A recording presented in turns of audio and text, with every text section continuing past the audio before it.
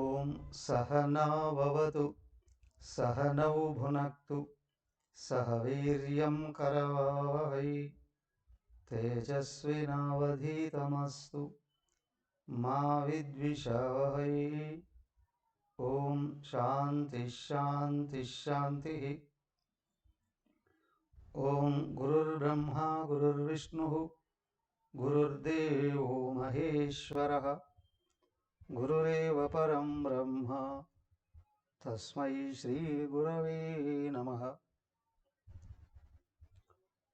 ఓం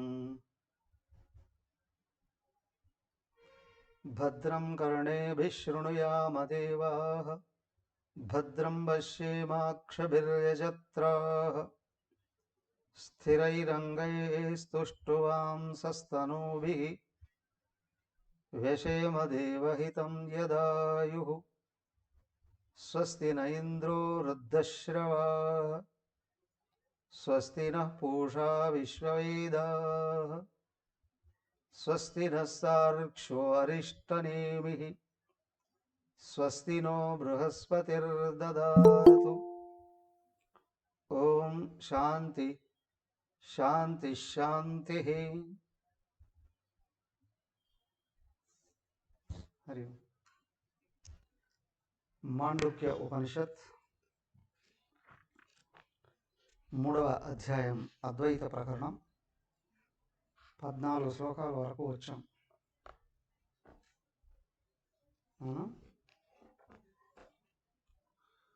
14వ శ్లోకం ఒకసారి అందరం చదువుదాము. మీరందరూ మ్యూట్లోనే ఉండండి.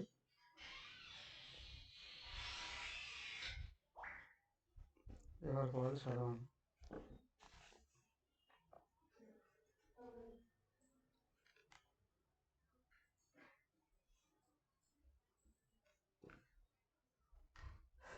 జీవాత్మనో పృథక్త్వం యతు ప్రాగుత్పత్తేః ప్రకీర్తితం భవిష్యద్వృత్యా గౌణం తతు ముఖ్యత్వం హి న యుజ్యతే.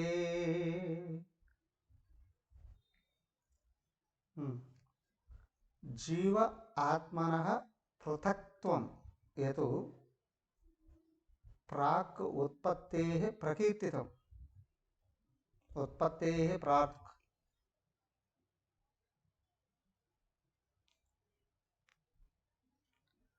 భవిష్యద్వృత్యా తత్ గౌణం ముఖ్యత్వం హి న యుజ్యతే.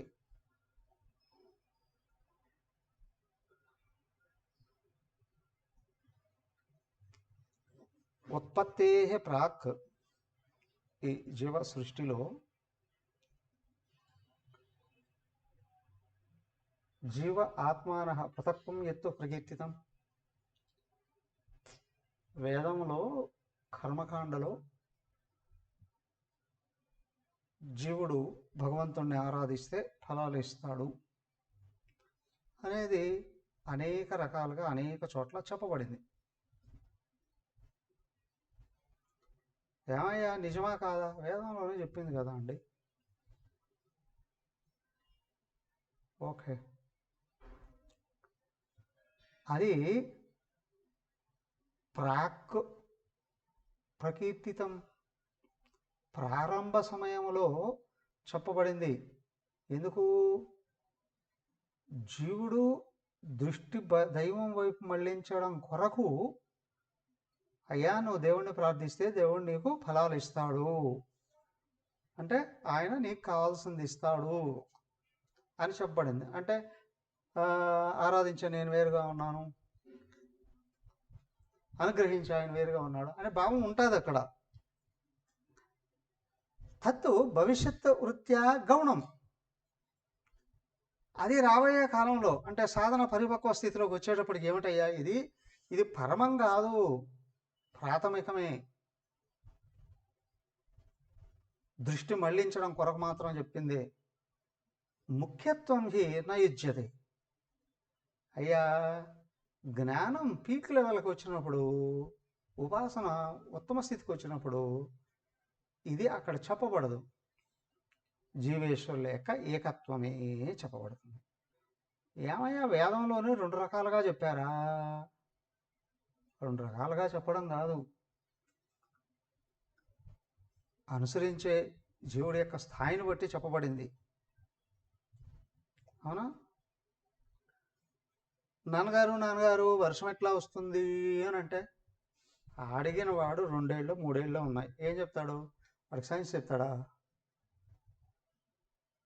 లేదు. ఏంటి, అరే పైన దేవుడు ఉంటాడు, ఆ దేవుడికి పెద్ద ఏనుగు ఉంటుంది, ఆ ఏనుగు సముద్రంలోకి వచ్చి అని నీళ్ళు పీల్చుకొని అలా పైకి వెళ్ళి బుష్ అంటుంది, అప్పుడు మనకు వర్షం పడుతుంది అంటే ఎగిరి గంతేస్తాడు. వాడికి ఆ స్థాయిలో వాడికి అదే మాత్రమే అర్థమవుతుంది. అవునా? ఇప్పుడు నాన్నగారు చెప్పింది నిజమా? కాదండి, నాన్నగారు తప్పు బోధిస్తున్నారు అని ఎవరైనా తప్పు పట్టగలరా? లేదు, ఆ పిల్లాడికి అర్థమవుతుంది. వాడు స్కూల్ ఫైనల్కి వచ్చేటప్పటికి వాడు సైన్స్ అర్థం చేసుకుంటాడు కాబట్టి నా స్థాయి అయితేలే, మా నాన్నగారు అప్పుడు ఆ విధంగా చెప్పాడు అని. అదే వాడు వచ్చి ఇప్పుడు అడిగితే అప్పుడు చెప్పిన విషయం ఇక్కడ చెప్పడు. ఇప్పుడు వేరు, నాకు అప్పుడే అట్లా ఎందుకు చెప్పావు, ఇప్పుడు ఎట్లా ఎందుకు చెప్పావు, మూర్ఖుడు అడిగితే అడుగుతాడు. అవునా? లేదా నాన్నగారిని తప్పడానికి ఇప్పుడు ప్రయత్నం చేయడు, అప్పటి స్థాయి అదే కాబట్టి. దానికే దైవం వైపు తిరిగినటువంటి జీవుడికి ప్రాథమిక స్థాయిలో ఆయన ఉన్నాడయ్యా, నువ్వు ప్రార్థిస్తే ఆయన నీకు కావాల్సినట్టు ఇస్తాడయ్యా అని మొదట చెప్తాడు. అది గౌణమే, ప్రాథమికమైనటువంటి బోధనే. అవునా? ఇన్ఫాంట్ స్కూలే, ఫస్ట్ క్లాస్ కూడా కాదు. అప్పుడు మాత్రమే బోధిస్తారు. కానీ అదే జీవేశ్వరుల యొక్క స్వభావాన్ని బాగా తెలుసుకున్నటువంటి వ్యక్తి ఉన్నాడే, ఆయన దగ్గరకు వచ్చేటప్పటికి ఇప్పుడు ఇది బోధించడం. సో ముఖ్యత్వం హి నా ఇజ్జతే, ఉత్తమ స్థితిలోకి వచ్చినప్పుడు, నిజమైన విషయాన్ని బోధించాల్సిన అవసరం వచ్చినప్పుడు ఇప్పుడు జీవుడు దేవుడు ఏకమై ఉన్నాడు. తామసికుడైనటువంటి వాడికి దైవం యొక్క విషయం అర్థమే కాదు, దైవం వైపే రాడు. అయ్యా భౌతికంగా ఎంత చదువుకున్నప్పటికీ కూడా, చదువుకున్న వాళ్ళందరూ పరిగెత్తుకుంటూ దేవుడి దగ్గరికి వస్తున్నారా? అవునా? దైవాన్ని విమర్శించే వాళ్ళు ఎంతమంది? వాళ్ళ జ్ఞానులా? బుద్ధి తమస్సులోనే ఉంది, మెమరీలో ఉంది కావాల్సిన జ్ఞానం, ఆఫ్ కోర్స్. కానీ ఇక్కడ సూక్ష్మాతి సూక్ష్మమైన తత్వాన్ని గురించి అర్థం చేసుకోవాలంటే బుద్ధి పరిపక్వత కావాలి. బుద్ధి పరిపక్వత లేనివాడు దైవం అనే కాన్సెప్ట్నే యాక్సెప్ట్ చేయడు. వాడు మనసు అలజడే, వాడు కొద్దిపాటి ఏకాగ్రత ఉండొచ్చునేమో కానీ మనశ్శుద్ధి లేదండి. కాబట్టి సూక్ష్మమైన విషయాన్ని గ్రహించే నేర్పు లేదండి. వాడు భౌతిక ప్రపంచంలో ఎంత గొప్పవాడైనా కావచ్చు కానీ వాడి దృష్టి వాడి వశములో లేదు, సూక్ష్మం శుద్ధి కాలేదు. అవునా? కొంచెం భక్తి కుదిరిందంటే దేవాలయానికి వస్తాడు, నమస్కారాలు చేసుకుంటాడు, పూజలు చేయిస్తాడు, యజ్ఞాలు చేయిస్తాడు, యాగాలు చేయిస్తాడు, పడి నమస్కారాలు చేయొచ్చు, నిరంతరం జపదపాదులు చేయొచ్చు. కానీ అది కూడా ద్వైత దృష్టి.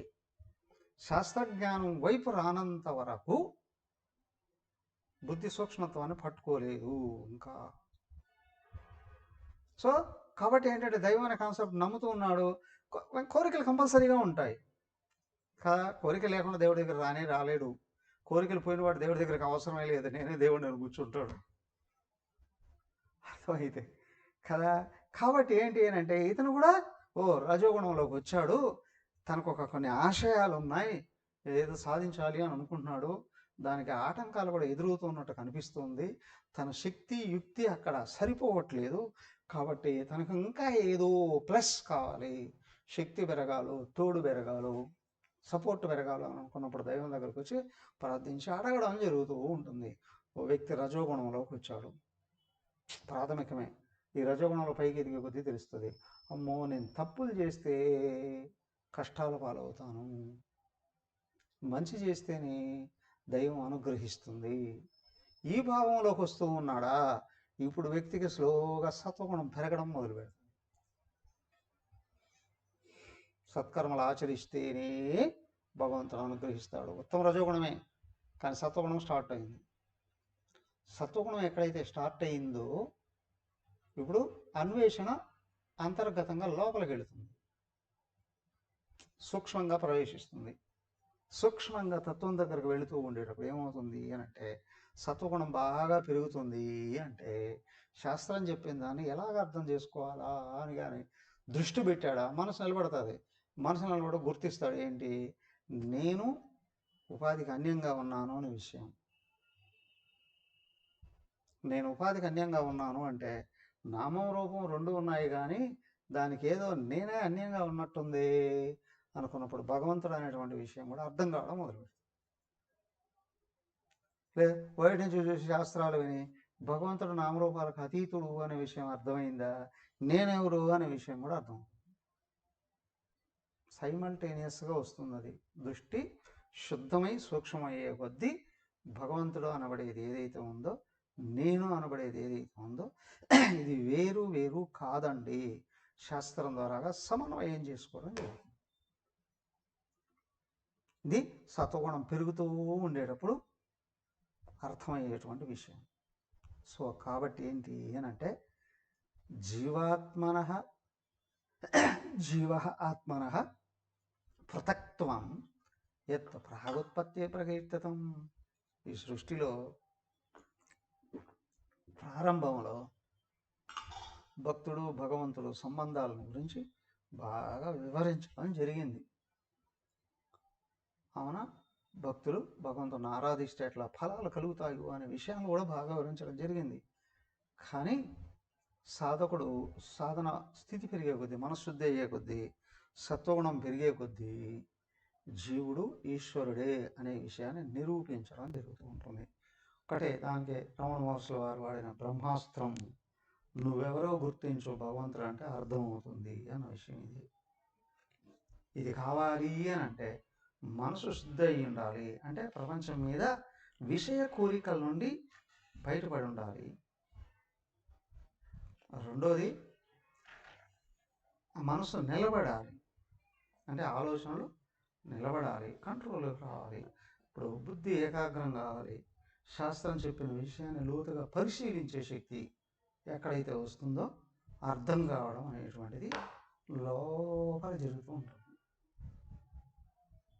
పుస్తకాన్ని చదివి బైహార్ట్ చేసి గుర్తుపెట్టుకొని పరీక్షల్లో రాయడము, అదే తీసుకెళ్ళి ఉపన్యాసాలలో చెప్పడము, ఇదంతా తమగుణంలో కూడా జరుగుతుందండి.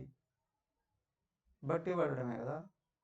ఒకసారి మనం టేప్ రికార్డర్లోనూ ఫోన్లో రికార్డ్ చేసాము అంటే దాన్ని ఎన్నిసార్లు నొక్కినా చెప్తూనే ఉంటుంది అదే విషయం, పళ్ళు పోకుండా చెప్పుకుంటాం.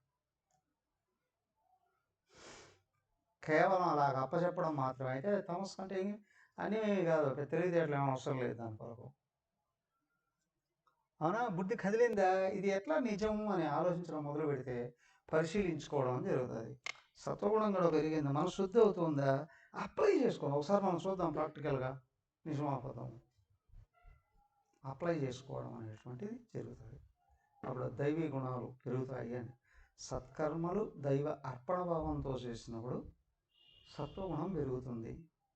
అదే లోపల చూసుకుంటే సత్వగుణం పెరుగుతుందా లేదా అని తెలుసుకోవాలనుకుంటే దైవీ గుణాలు పెరుగుతాయి. దైవీ గుణాలు పెరుగుతూ ఉండేటప్పుడు మనసు శుద్ధం, సున్నితం, ఏకాగ్రం అవుతుంది. కాబట్టి దాన్ని నిగ్రహించి తనను తను చూసుకునే శక్తి వస్తుంది.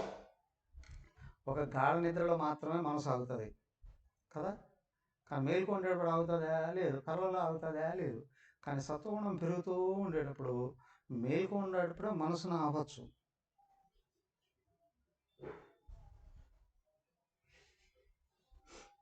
మేల్కొండేటప్పుడే మనసును ఆపగలవు. ఆపినప్పుడు నీకు విషయం అర్థమవుతూ ఉంటుంది.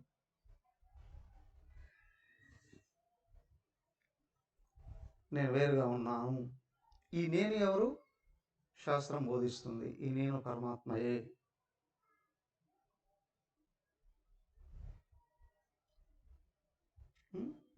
దానికి చెప్తున్నాను మళ్ళీ ఇక్కడ ఏంటి అని అంటే నామము రూపం మాయ. కానీ నామరూపాలుగా వ్యక్తం అవుతూ ఉన్నది మాత్రం పరమాత్మ. రూపం మారిపోతూ ఉంటుంది పుట్టినప్పటి నుంచి మరణించేంత వరకు. కాబట్టి మాయ. రూపం ఉంటేనే కదా నామం కూడా ఉండేది.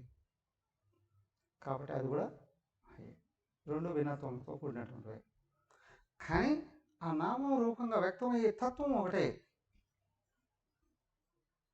రూపాన్ని బట్టి పేరు, పేరును బట్టి వినియోగం జరుగుతున్నాయి.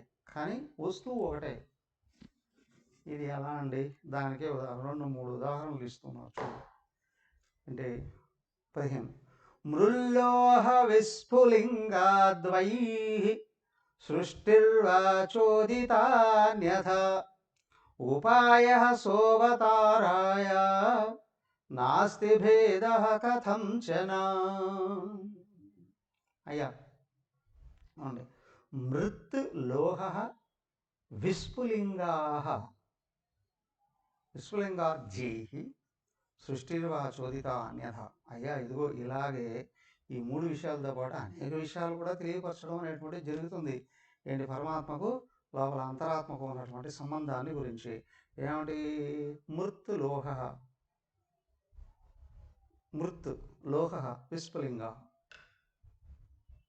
మృత్ మట్టి నుండి తయారైనటువంటి కుండలు. కుండలకు నామాలు రూపాలు ఉన్నాయి, వినియోగాలు కూడా వేరువేరుగా ఉన్నాయి. కానీ అన్నిట్లో ఉన్నది చిన్న ప్రమిద అండి. అవునా? దానికంటే పెద్దది మూకుడు అండి. ఓ చిన్న పిడత అండి, చిన్న కొండ అండి. అవునా? మట్టి గ్లాసులు కూడా ఉన్నాయిగా. టీ ఇచ్చేటి ఉన్నాయి, మజ్జిగ ఇచ్చేటి ఉన్నాయి. ఏమయ్యా? చిన్న కొండ అండి. ఓ కొంచెం పెద్ద కొండ అండి, పెద్ద కుండ అండి, బాణ అండి, తొట్టి అండి, చట్టి అండి. ఎన్నో రకాలుగా వాటిని సంబోధించడం అనేటువంటిది జరుగుతుంది. ఎందుకయ్యా? దాని ఆకారాన్ని బట్టి పేరు, పేరును బట్టి వినియోగం కూడా వేరే. ప్రమిదలో తీసుకొని చూడని వంట చేస్తాడా? ప్రమిదలో నూనె పోసి వెలిగించుకుంటాడు. లేదే అండి, మేము మూకుడు బాత్రూంలో పెట్టి దాని నిండా నీళ్ళు నింపి స్నానం చేస్తున్నాం. పనికిరాదు. మూకుడు కొండ మీద మూసి పెట్టుకోవడానికి మూదే కదా. పేరును బట్టి, ఆకారాన్ని బట్టి పేరును బట్టి వినియోగం మారుతున్నాయి. కానీ నువ్వు ఏ వస్తువు పగలగొట్టినా దాంట్లోంచి వచ్చేది మట్టే. ఎందుకు? అది మట్టి నుండి తయారైంది. కానీ నేరుగా మట్టి అని పేరుతో పిలవచ్చు కదా. ఏ మట్టి అండి అనలేము అక్కడ కదా. నువ్వు వినియోగించుకోవాలి అని అనుకున్నప్పుడు పేర్లతో సంబోధించి తీరాల్సిందే. కాబట్టి ఆకారం పేరుంది. కాబట్టి ఇక్కడ ఆకారము తాత్కాలికమే. ఆకారం ఉంది కాబట్టి పేరు, ఆకారం ఉన్నంత వరకే ఉంటుంది పేరు, అది కూడా తాత్కాలికమే. కానీ మట్టి అనేది శాశ్వతం.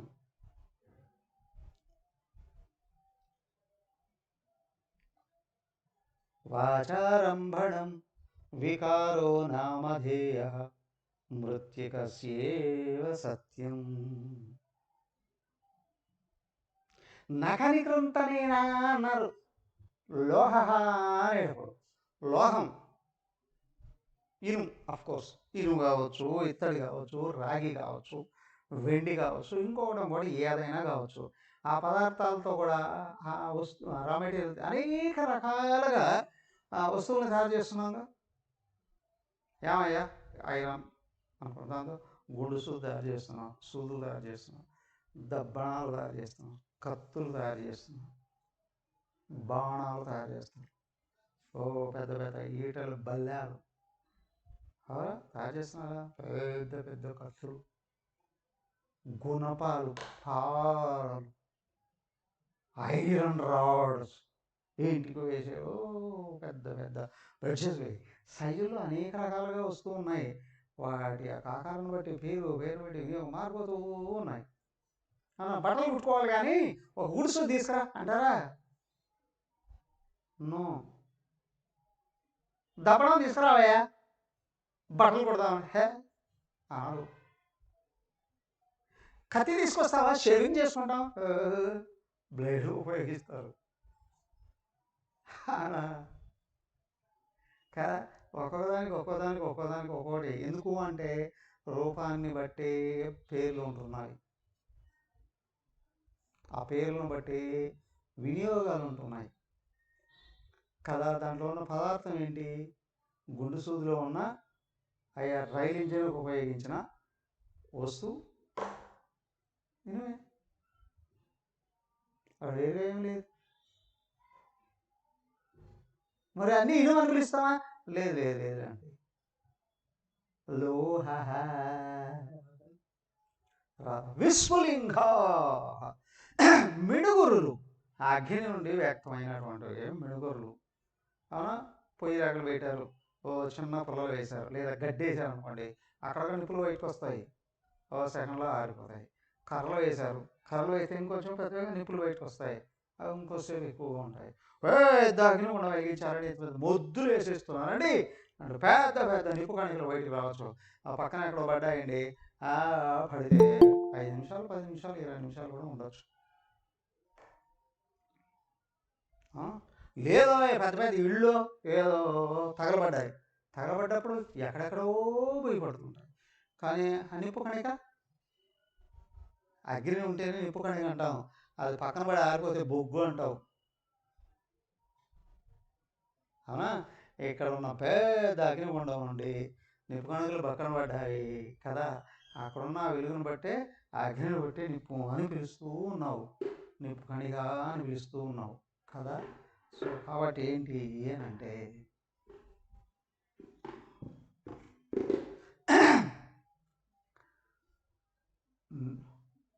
పెద్ద అగ్నిగుండం నుండి నిప్పులు బయటకు వచ్చిన, అక్కడ పెద్ద అగ్నిగుండము అగ్ని, పైకి వచ్చిన నిప్పు కణిక అగ్ని. అవునా? లోహం నుండి అనేక రకాల వస్తువులు తయారైనప్పటికీ కూడా నామరూపాలలో అనేక రకాల తేడాలు ఉన్నా అదో ఇది అది రెండు లోహమే. మట్టి నుండి అనేక రకాల పాత్రలు తయారైనప్పటికీ కూడా ప్రతి పాత్రలో ఉన్నది మట్టే. ముడిసరుగ్గా ఏదైతే తీసుకున్నామో అదే అన్ని వస్తువుల్లోనూ కనిపిస్తుంది, కానీ నామరూపాలు వేరువేరుగా ఉంటుంది. అయ్యా మృత్తులోహ విస్ఫులింగాజ్యై సృష్టిర్వచోదిత అన్యదా. వాటి నుండి పదార్థాలు వస్తువులు తయారైనప్పుడు అనేక రకాల పేర్లతో సంబోధిస్తున్నాం, వినియోగించుకుంటున్నాం కదా. అలాగే ఉపాయ సో అవతారాయ నాస్తి వేద కదాంచన సహా, ఆయన ఉన్నాడే అవతారాయ ఉపాయ, ఆయన వ్యక్తమై ఉన్నప్పుడు రకరకాల అవతారాలు అనేక రకాలుగా సంబోధించబడవచ్చు. ఉపాధులుగా వ్యక్తమైనప్పుడు ఒక్కొక్క ఉపాధిని ఉద్దేశించి ఒక్కొక్క రకమైన పేరు వినియోగాలు ఉండవచ్చు. కానీ భేద నా అస్తి కథంచన, వాటిలో భేదాలే లేవండి, భేదాలే లేవండి. మానవులందరూ ఒకటేనండి. అదేట్లా అండి? బ్రాహ్మణుడు శూద్రుడు ఒకటేనా? క్షత్రియుడు వైశ్యుడు ఒకటేనా? నీ లోపల ఉన్న సంస్కారాలలో భేదాలు ఉన్నాయి, లేదు. బయటకు చూసినప్పుడు ఆకారాలలో భేదాలను బట్టి లింగ భేదాలు చెప్పచ్చు, వయో భేదాలు చెప్పచ్చు. అవునా? వాళ్ళలో ఉన్న సంస్కారాల భేదాలను చూసి రకరకాల వర్ణాలను చెప్పచ్చు. వాళ్ళ లోపల ఉన్న జ్ఞానంలో భేదాలను బట్టి వృత్తులలో భేదాలు చూపించవచ్చు.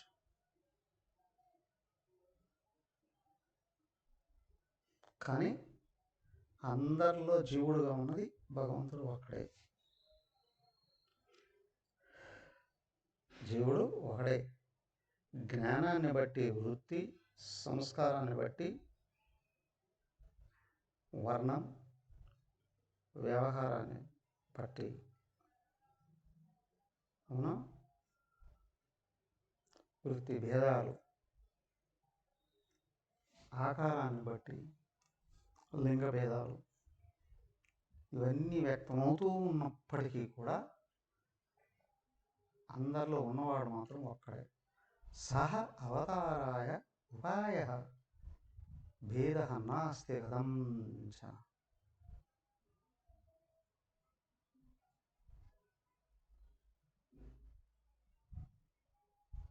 మరి వేదాల్లో చెప్పబడ్డాయి, భగవద్గీతలో కూడా చెప్పబడింది. చెప్పారు కదా, గుణకర్మ విభాగశ. ఉపాధుల్లో భేదాలు కనిపిస్తూనే ఉంటాయి, కానీ లోపల ఉన్న జీవుల్లో భేదాలు లేవు.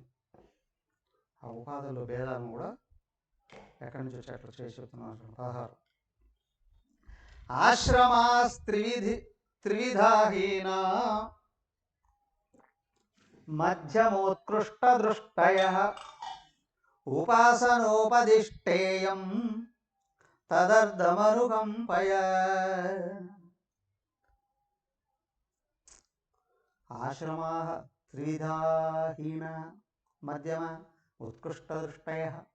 ఆశ్రమాలు అంటే వాళ్ళ యొక్క ఉపాధులు వ్యవహరించే తీరులు అల్పమైనది, మధ్య రకమైనది, ఉత్తమమైనది అని చెబుతూ ఉండొచ్చు. ఎందుకు చెప్తున్నారయ్యా? లోపల వ్యక్తమవుతున్నటువంటి గుణాలను బట్టి. ఉపాసన ఉపదిష్టేయం తదర్థమనుకంపయ. అయ్యా, ఇదంతా కూడా అజ్ఞానంలో ఉన్నప్పుడు దాన్ని ధరించే విధానాన్ని బోధించడం కొరకు వాళ్ళ గుణాలను బట్టి కర్మలను తెలియపరుస్తూ భేదాలని దాటడానికి ఒక క్రమం చూపిస్తూ ఉన్నారు. ఇప్పుడు అక్కడ వర్ణాలైనా ఆశ్రమాలైనా గుణాలను బట్టే కదా. తమోగుణ ప్రధానుడు అల్పమైన దృష్టి కలిగినవాడు, రజోగుణ ప్రధానుడు మధ్యమైన దృష్టి కలిగినవాడు, అవునా. సత్వగుణ ప్రధానుడు ఉత్తమమైన దృష్టి కలిగినవాడు. సత్వగుణం ప్రధానంగా ఉంటే ఏమన్నారు? బ్రాహ్మణుడే అండి అన్నారు. రజోగుణం ప్రధానంగా ఉండి సత్వగుణం వెనకలు ఉంటే క్షత్రియుడు అండి అన్నారు. రజోగుణం ముందుండి పక్కన తమోగుణం అంటే వైశ్యుడు అండి అన్నారు, అవునా. తమోగుణం ముందుండి తర్వాత రజోగుణం తర్వాత ఎక్కడో ఉందా లేదా అన్నట్టుగా సత్వగుణం అంటే శూద్రుడు అండి అని అన్నారు. అంతేగాని ఈ వర్ణాల గురించి చెప్పినప్పుడు వ్యక్తుల యొక్క కులాలను బట్టి విభజించబడినటువంటిది కాదు అది, అవునా. ఏమయ్యా, ఈరోజు అదేది అయోధ్య ఎయిర్పోర్ట్కి ఎవరి పేరు పెట్టారు? మహర్షి వాల్మీకి ఇంటర్నేషనల్ ఎయిర్పోర్ట్. అంతకుముందు వరకు మర్యాద పురుషోత్తమ అని పెట్టున్నారు. మర్యాద పురుషోత్తమ శ్రీరామ విమానాశ్రయం, అంతర్జాతీయ విమానాశ్రయం. ఇప్పుడు దాన్ని మహర్షి వాల్మీకి అంతర్జాతీయ విమానాస్థానం.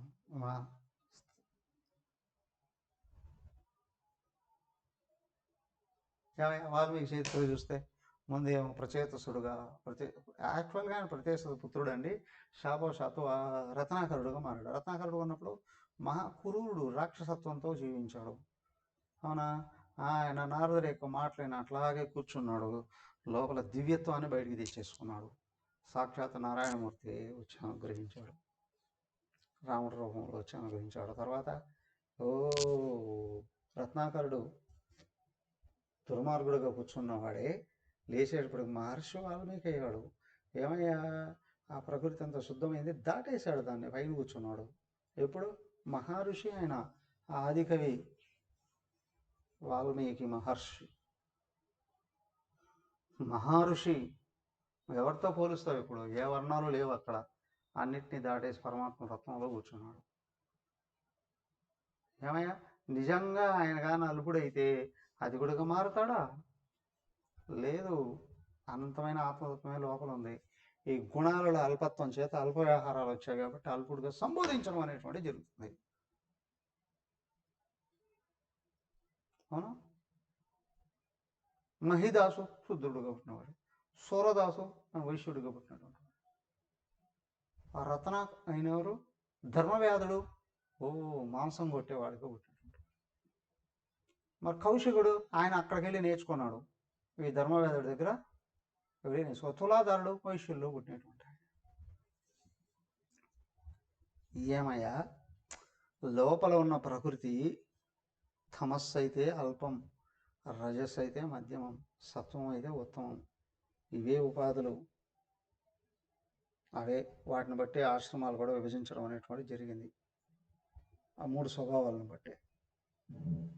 నువ్వు కానీ గుణాన్ని మార్చేసుకుని పైకి వెళ్ళిపోయావా, శూద్రుడే బ్రాహ్మణుడిగా మారచ్చు, మహర్షిగా కూడా మారచ్చు. అనేవారు విశ్వామిత్రుడు క్షత్రియుడిగా పుట్టాడు. మహర్షి అయ్యాడా లేదా? విశ్వామిత్ర మహర్షి. శూద్ర స్త్రీకే పుట్టాడు. ఎవరు? ఐత్రేయుడు. ఐత్రేయ మహర్షి మొట్టమొదటి ప్రజ్ఞానం బ్రహ్మ మహావాక్యాన్ని పట్టుకొని బయటకు వచ్చాడు.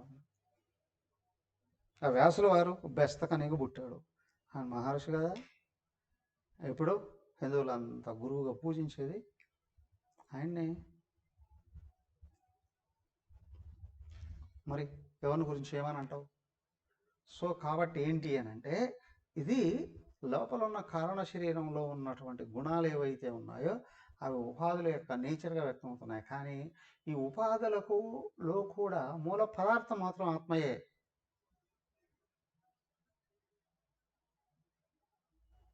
పదార్థం మాత్రం ఆత్మయే.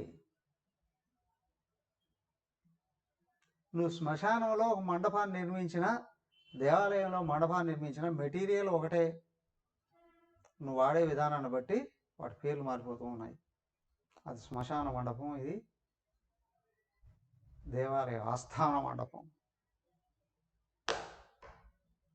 పదార్థం ఒకటే, ఆకార వినియోగం వేరు. కాబట్టి భేదాలు అక్కడ కనిపిస్తూ ఉన్నాయి. ఉపాసన ఉపదిష్టేయం తదర్థమనుకంపయ. అయ్యా, అజ్ఞానంలో ఉన్నటువంటి వాళ్ళని బాగుపరచడం కొరకు, వాళ్ళ ఉపాసన స్థితిని పెంచడం కొరకు రకరకాలైన స్థాయిలను చెప్తూ ఉండొచ్చు. ఏమయ్యా, నేను ఇక్కడ కూర్చొని చెప్తున్నా మీరు పరమాత్మయే పరమాత్మయే పరమాత్మయే అని. అవునా కదా? అయిపోయింది క్లాస్ అండి. తర్వాత ఎవరో ఫోన్ చేసి కష్టం వచ్చింది ఎట్లా బయటపడాలండి, ఉపాసన గురించే దేవుని ప్రార్థించు అని అంటాం. అన్నిటికీ ఉన్నాయి. ఎందుకంటే లోపల ప్రకృతిని దాటాలి, బయట పరిమితుల్ని దాటాలి. బయట దాటేస్తూ వచ్చే కొద్దీ లోపలికి దృష్టి మళ్తుంది. లోపల దృష్టిలో పరమాత్మలోకి వచ్చినటువంటి వాడు అలా చూస్తాడు, ఏం జరగబోతుందో ఆయన కనిపిస్తూ ఉంటుంది. అవునా? పరిమితం దాటి ఏది కావాలి అనుకుంటే దాని కొరకు ప్రార్థించాలి. ప్రార్థించడం వల్ల ప్రకృతి ఆ విధంగా తయారవుతుంది.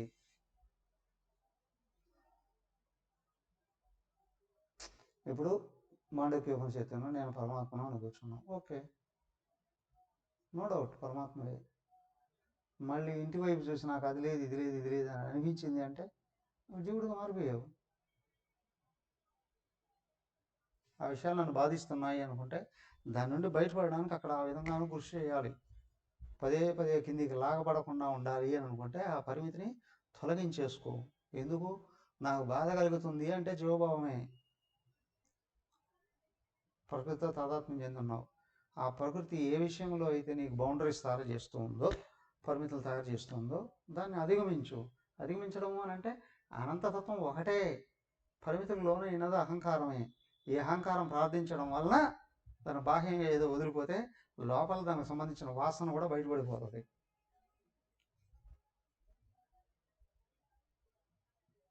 సినిమా మిషన్లో యాక్టివ్గా ఉన్నారు, ఒక జాబ్ చేస్తూనే రిటైర్ అయ్యారు. రిటైర్ అవుతున్నాయి. హరేయం టీచర్ కదా, ఒక మంచి సత్సంగం తీసుకోండి నేను అంటూనే ఉన్నా. కానీ రాజకీయాల మీద ఆసక్తి ఉంది, వెళ్ళిపోయా రాజకీయాల్లో మొట్టమొదటి ఏది ఉండాలి? ఎంత సేవ చేసే తత్వం ఉన్నప్పటికి కూడా కుటీలమైన వ్యక్తులను చుట్టూ పెట్టుకొని నేను స్వచ్ఛంగానే ఇక్కడే ఉంటాను అనుకుంటే నీకు అధికారం వస్తే వేరు, కానీ ఆ అధికారం నువ్వు లేనప్పుడు వాటిని సరిదిద్దలేవు.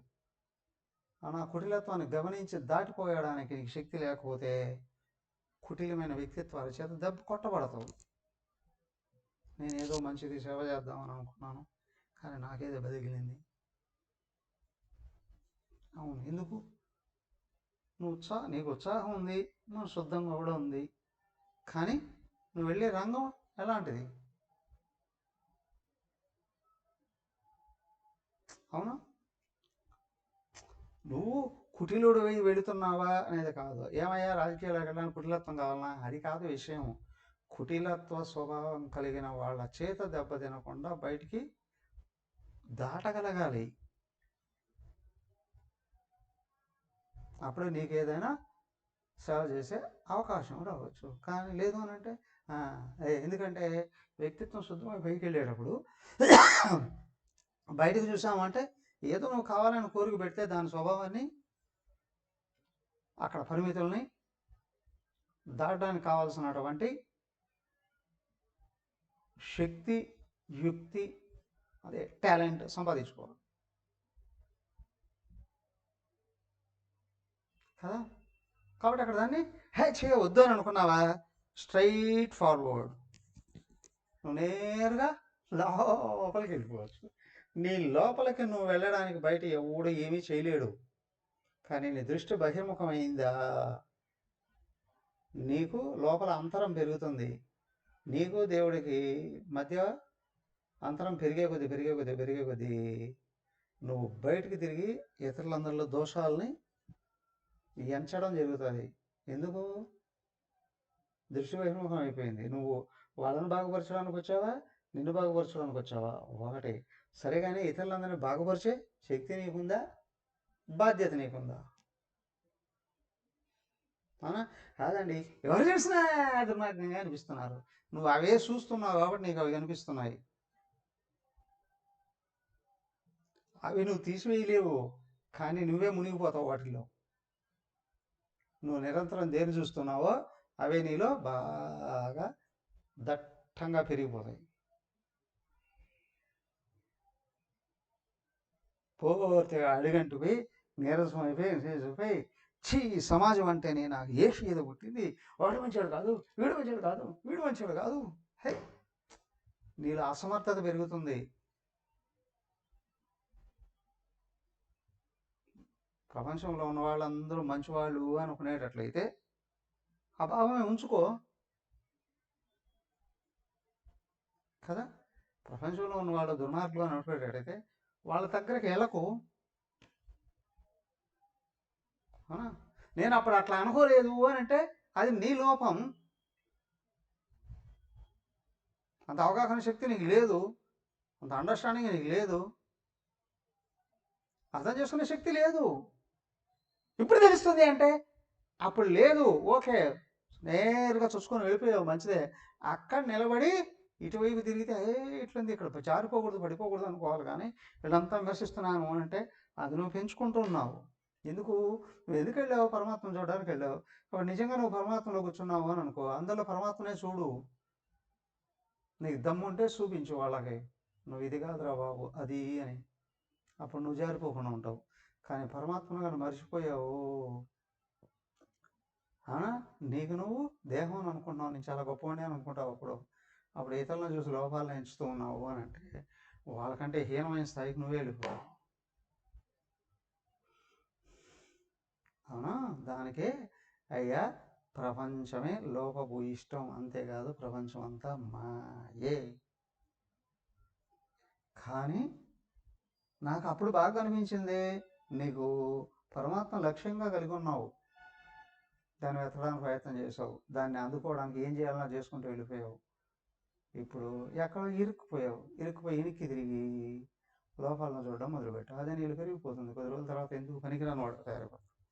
ఉత్తమోత్తమైన సాధకుడు అయినా సరే ఈ మెలిక తిప్పుకోలేకపోతే, అవునా, పిచ్చోళ్ళుగా మారిపోయే అవకాశాలు కూడా ఉన్నాయి. అమ్మగారు అనేవారు, లక్షలు హనుమాన్ చాలీసా చదివి పిచ్చోళ్ళలాగా బట్టలు చించుకొని రోడ్ల మీద ఉన్న వాళ్ళు ఎంతోమంది ఉన్నారు.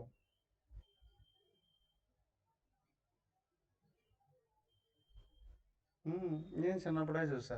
ఊళ్ళో ఒక ఆయన టీచర్ ఉండేవాడు. ఎవరో చెప్పారని వివేక చూడమని చదివేశారు.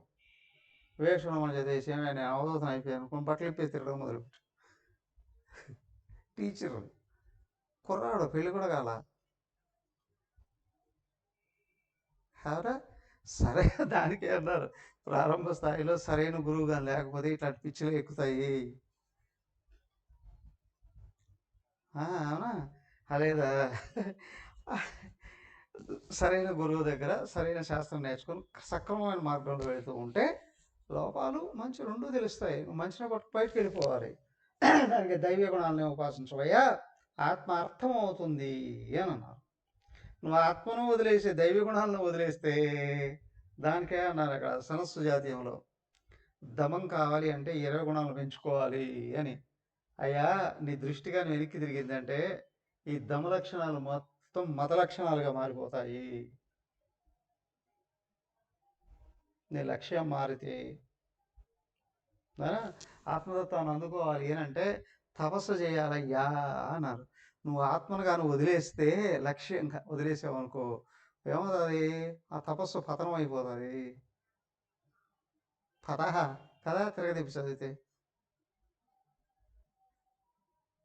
సో కాబట్టి నీ లక్ష్యం పరమాత్మ అయి ఉన్నప్పుడు నువ్వు దాన్ని వెతకడానికి కృషి చేస్తూ ఉంటే అన్నీ ఎదురవుతాయి, లోపల ఎదురవుతాయి, బయట ఎదురవుతాయి. కానీ అధిగమించి వెళ్ళిపోవాలి. ఇతరుల చేత ఆకర్షించబడినప్పుడు పతనమైపోవడం జరుగుతుంది, ఏ విషయాల్లో అయినా సరే. కానీ నీ లక్ష్యం మారకుండా ఉండాలి.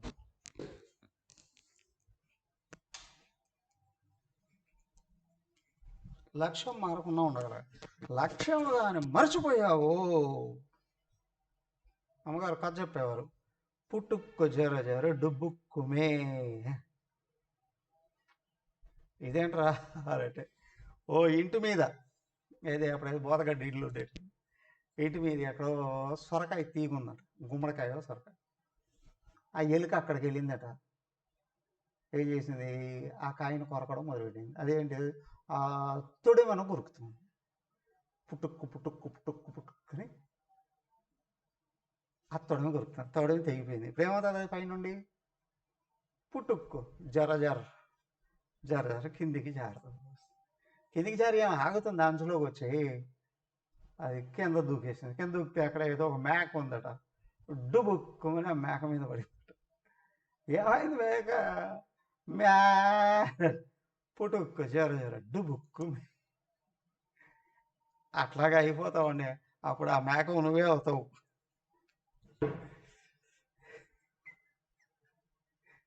అర్థమైందా? అట్లా జరుగుతుంది. దానికి ప్రత్యుత కేలికందుక అని వివేక చూడమంలో కూడా చెప్పారు. మేడ మీద ఎక్కడ ఆడుకుంటున్నారు పిల్లలు, బంతి బ్యాట్లతో కొడుతూ ఉన్నారు. అది జారి స్టెప్స్ మీద పడింది. ఫస్ట్ మొదటి స్టెప్ మీద పడుతుంది, దాని మీద నుంచి లేచింది 4 మెట్ల మీద పడుతుంది. 4 మెట్ల మీద లేచింది అని అనుకో, 10 మెట్ల మీద దొక్కుతుంది. తర్వాత వచ్చి కింద పడుతుంది. కింద ఆగుతుంది, రోడ్లో అటు ఇటు తిరిగి ఏ మురికి కాలంలోనూ పడిపోతుంది. సేమ్ వే మనసును కానీ సరే సమయంలో పట్టుకోకపోతే, అసుర గుణాలను మనం ఆశ్రయించావో ఆ విధంగా పడిపోతుంది.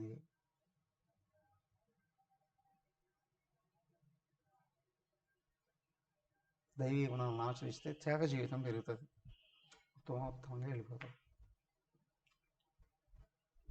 అసుర గుణాలను ఆశ్రయిస్తే సరిపోతుంది, ఎక్కడ పడిపోతావో తెలియదు, ఏం చేస్తాడో తెలియదు. ఎవరు అక్కడ బృందావనంలో ఒక స్వామి ఉండేవాడు, అఖండానంద స్వామి అని. ఆయన వాళ్ళ శిష్యుడు ఆశ్రమ పదవి ఇవ్వలేదని ఆ రాత్రిపూట వెళ్ళి ఆ స్వామి తలకాయ తగ్గొట్టేశారు. తలకాయ నరికేసి బయటపడేశారు. నాకు పదవి ఏ గుణాలు పెంచుకున్నాడు? వాడికి పదవి ఇచ్చి ఉంటే ఏం చేసిండు వాడు? అంతా తలకాయ తగ్గొట్టేసిండు. అవునా కదా? లోపల నుంచి పగలగొట్టుండేవాడు పదవి కానీ ఇచ్చిండు అంటే. పదవి ఇవ్వలేదు, ఉత్తరపీఠాధిపతిగా ఇవ్వలేదని ఆ స్వామి గారు తలకాయ తీసేసారు.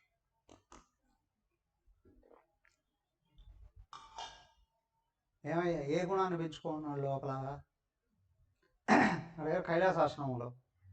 కైలాసాశ్రమం మొత్తం ఉత్తర దేశం అంతా ఉంది, ఇతర దేశాల్లో కూడా ఉంది.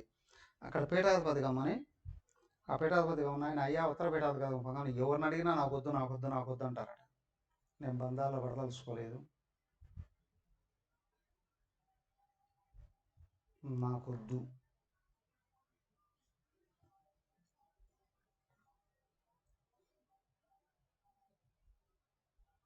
ఏమండి బతిమాలుకోవాలట ఆయన, ఎవడో ఒకటి తీసుకోకపోతే ఎట్లా రా బాబు.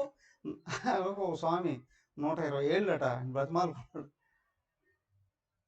ఎవరు నాకొద్దు నాకొద్దు నాకొద్దు నాకొద్దు. ఆయన లోపల ఆయన కూడా గురువుగారు సంతోషిస్తారట. నా గురువుగారు నా శిష్యులకి నేను చెప్పిన వేదాంతం అర్థమైంది కాబట్టి అవునా వాళ్ళు మళ్ళీ పరిమితులు దిగడానికి ఇష్టపడట్లేదు.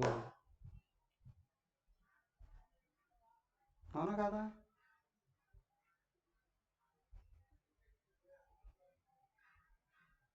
కానీ నడపాలి కదా. అక్కడే వెళ్ళి మన తపోవనంలో కూడా దీక్ష తీసుకున్నారు. అలాంటి పీఠం అది ఋషికేశ్లో నిరంతరం అక్కడ పాఠం చెప్తూ ఉంటారు. ఆ ఒక్క ప్రదేశంలోనే 300 మంది స్వాములు ఉంటారు. అదే ఇంతకుముందు ఒకసారి చెప్పాను చూడండి, శివుడు కూడా అక్కడ నాకు కుటీరం వేసేవరా అని బతిమాలి అడిగాడు అని. ఆశ్రమంలోనే శివుడు కూడా అక్కడికి వచ్చి వేదాంతమైన తెలుసుకున్నాడట. ఇదయ్యా ఔన్నత్యం అంటే, ఉత్తమత్వం అంటే. జ్ఞానం అర్థమైంది అంటే పరమాత్మగా నిలబడాలని ప్రయత్నం చేస్తాడు, కానీ పనికిమాలిన పదవుల కోసం అర్రులు చేస్తాడు అని అంటే వ్యక్తిత్వం ఏమైపోతుంది? చేసే ప్రతి పని పక్కదారి పడ్డం మొదలు పెడుతుంది. తై పక్కకి పరమాత్మ కావాలి అని అనుకో, స్థిరంగా నిలబడతావు. అది ధ్యానం. సో కాబట్టి ఏమిటి అని అంటే, ఇక్కడ చూడండి ఏం చెప్పారు,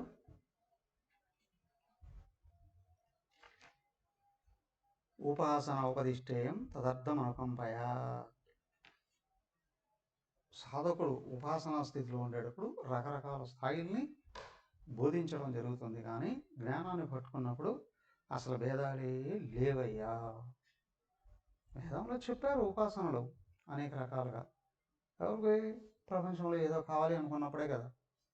అయ్యా నాకు పిల్లలు కావాలి, ఇదిగో ఈ ఉపాసన చేయి. నాకు పెళ్లి కావాలి, ఈ ఉపాసన చేయి. నాకు ఉద్యోగం కావాలి, ఈ ఉపాసన చేయి. నాకు అధికారం కావాలి, ఈ ఉపాసన చేయి.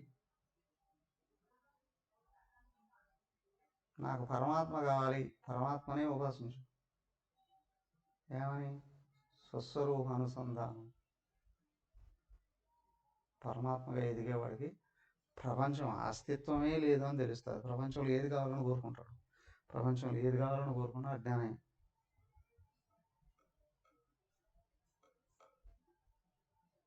నాకు పరమాత్మే కావాలి అని అనుకున్నాడు. దేహం ఉంది కాబట్టి ఏదో ఒకటి చేస్తూ వెళదాము, ఇతరులకు అది మార్గదర్శనం అవుతుంది అనుకుంటాడు. ఇతరుల పీకల మీద కత్తి బట్టి నేను ఐశ్వర్యాన్ని అనుభవించాలి, అధికారాలను పొందాలి అనే భావాన్ని ఎప్పుడు కూడా జ్ఞాని అనుకోడు. ఎప్పుడు ఎక్కడ ఎవరు ఏ చిన్న కర్మ చేస్తూ ఉన్నా లోపల పరిమితుల నుంచి అధిగమించాలి, పరమాత్మను అందుకోవాలి అనే మార్గ నిర్దేశనమే చేస్తాడు జ్ఞాని.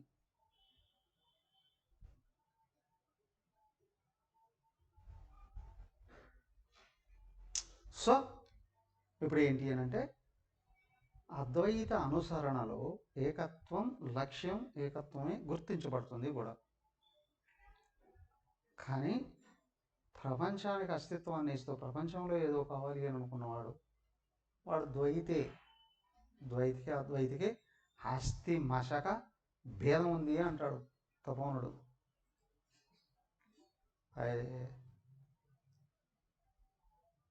సౌమికాశేష స్తోత్రం అనేక సార్లు చెప్తాడు ఆయన. ఒక అణువుకి అదేది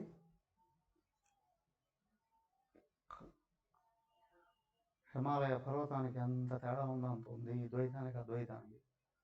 మిడుగురు పురుక్కి సూర్యుడికి ఎంత భేదం ఉందో అంత భేదం ఉంది. ఆ దోమకు దీనికి ఇది ఏనుక్కు ఎంత తేడా ఉందో అంత తేడా ఉంది అని అంటారు. స్వసిద్ధాంత వ్యవస్థాసు ద్వైతినో నిశ్చితౌ దృఢం పరస్పరం విరుధ్యంతే తైరయం న విరుధ్యతే.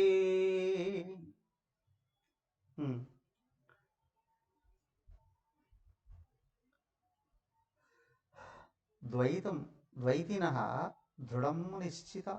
ద్వైతులు ఈ విషయంలో నిశ్చయంగా ఉంటారు. స్వసిద్ధాంత వ్యవస్థాసు, వాళ్ళు పెట్టుకున్న సిద్ధాంతాలు ఏవైతే ఉన్నాయో ఇదే రైట్ అని అనుకుంటూ ఉంటారు. బట్ ఒకటి మాత్రం గుర్తుంచుకోండి, ద్వైతులు ఒక మార్గాన్ని వెళ్ళేవాడికి ఇంకొక మార్గం వెళ్ళేవాడికి ఎప్పుడూ పడదు. పరస్పరం విరుద్ధ్యంతే. ఒక మార్గంలో వెళ్ళే ఇంకొక మార్గంలో వెళ్ళేవాడిని బట్టి అస్సలు పడదు. తైకి వాళ్ళున్నారు అద్వైతులు, అయం నా విరుద్ధ్యతే, వాళ్ళకి విరోధమే లేదు. ఏమయ్యా, వైష్ణవులు శైవులు ఎక్కడన్నా కలుసుకున్నారా? కలుసుకోరు. ద్వైతిన అవునండి మీ హిందూ మతంలో కొట్టుకుంటారని. ఏమయ్యా, క్రిస్టియన్స్ ఉన్నారు, వాళ్ళందరినీ సమానం అని చూస్తారా? ముస్లిమ్స్ ఉన్నారు, వాళ్ళంతా సమానం అని చూస్తారా? ఈ ముస్లిమ్స్ క్రిస్టియన్స్ ఎదురెదిరేరంటే ఒకరు సంపూర్ణంగా ఉంటారా? వీళ్ళిద్దరూ కలిస్తే హిందువులు లేకుండా పోవాలి అని. ఏమయ్యా, అద్వైతం ఉన్నాడు, వీళ్ళందరూ ద్వైతులే. ఇతరులను దెబ్బ కొట్టాలి అనే భావం, ఇతరుల అల్పులు అనే భావాలు అన్నీ ద్వైతాలే. ఎక్కడ అద్వైతం ఉన్నాడో వాడు అందరిలో ఆత్మను చూస్తాడు, అందరూ ఒకడే అంటాడు. అక్కడ మాత్రమే వైరుధ్యం లేదు. నువ్వు అద్వైత మార్గంలో తత్వాన్ని అందుకోవడానికి కృషి చేస్తున్నావు అనంటే ఏకత్వమే లక్ష్యం అయి ఉండాలి. అయ్యా, అద్వైత తత్వం నీకు అర్థమైంది అనంటే నువ్వు ఇక్కడ విమర్శలు చేయలేవు, జీవులను విమర్శ చేయలేవు, మార్గాలను విమర్శించవచ్చు. ఎందుకు ఇది ఇక్కడ వరకే వస్తుంది, ఏది ఇక్కడ వరకే వస్తుంది, ఇక్కడ వరకు కోట్టుకొని చేస్తున్నారుగా. మార్గాలన్నీ పరిమితమైనవే, అద్వైతం తప్ప. ఎందుకు ఒకరిని చూస్తే ఒకరికి పడదండి.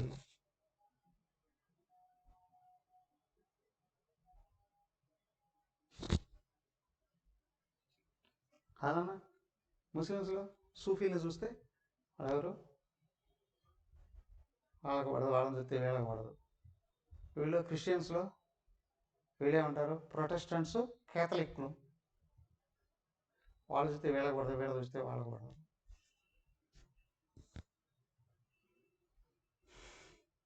అది ద్వైతమే. హిందువులో కూడా అండి తత్వం కానీ అర్థం కాకపోతే వాడు ద్వైతే. శివుడు తిడతాడు వైష్ణవుడు, వైష్ణవుడు తిడతాడు శివుడు. ఏమయ్యా, శివుడు విష్ణువు ఒకరినొకరు తిట్టుకున్నారా? అవునా, విష్ణువు అమ్మాయిని శివుడు కొడుకు ఇచ్చాడు, విష్ణువు చెల్లెల్ని శివుడికి ఇచ్చాడు, అనగాదా? వాళ్ళు బాహ్యంగా కూడా బియ్యం అందుకున్నారండి. ఈ శివుడేమో విష్ణువుకు భక్తుడు, ఆ విష్ణువేమో శివుడికి భక్తుడు. అయ్యా, వాళ్ళకి లేదే భేదం. వాళ్ళకి తెలుసు అద్వైతం, అద్వైత స్థితిలోనే ఉన్నా. వీళ్ళకి ఎవరు కృష్ణుడినే ఆరాధిస్తారు. వాళ్ళు ఎవరు, గౌడీయ మఠం వాళ్ళు, ఇస్కాన్ వాళ్ళు కూడా. ఆ గౌడీయ మఠం వాళ్ళు శివుని కూడా ఆరాధిస్తారు.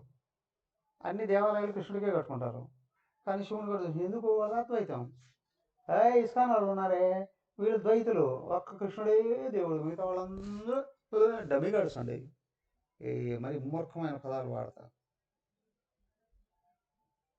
ఒక రూపాన్ని పట్టుకొని ఇదే పరమం అనుకున్నప్పుడు అది ద్వైతమే.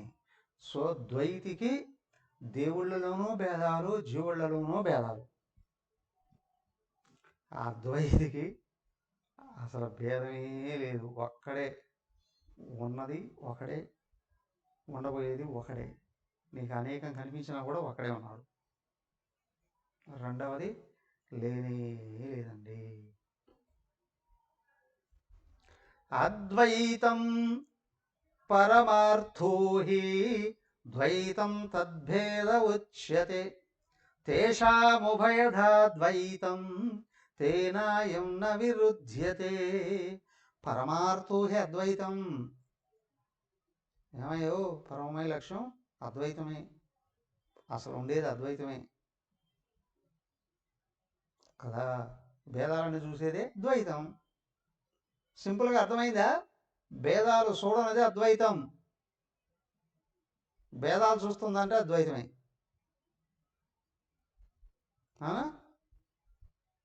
తేషాం ఉభయథ ద్వైతం తేనాయం న విరుధ్యతే. అయ్యా,